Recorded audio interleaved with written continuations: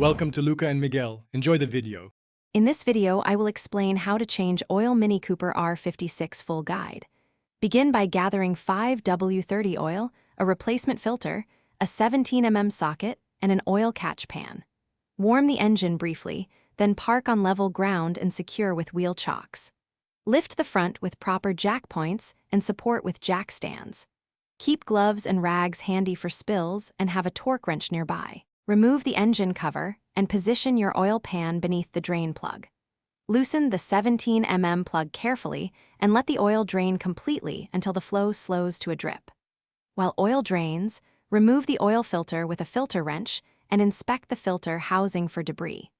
Replace the drain plug washer if needed and torque the plug to the manufacturer recommended spec to prevent leaks and ensure a proper seal.